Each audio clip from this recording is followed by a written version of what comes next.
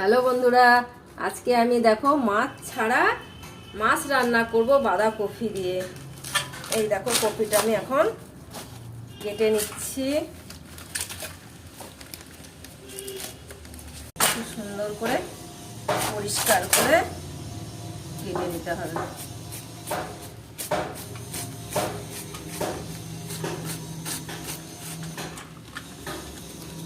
কপিটা খুব সুন্দর করে ছোট ছোট করে একদম কুচিয়ে কেটে নিতে হবে, একদম কুচি কুচি করে কেটে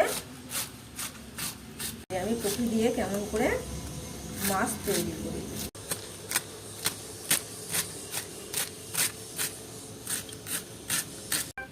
এই দেখো আমি এখন কপিটাকে ভালো করে জল দিয়ে ধুয়ে নেব।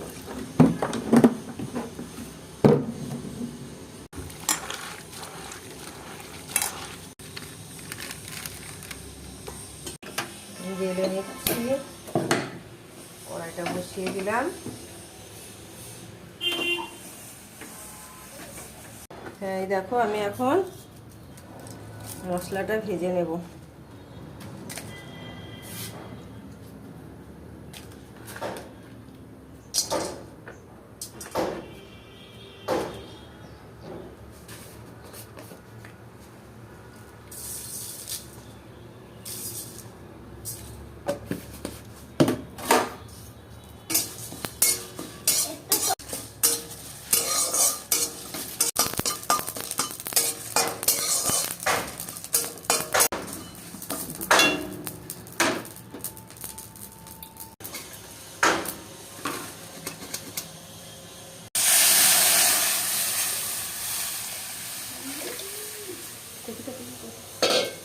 এই কপিটা সিদ্ধ করে নেব।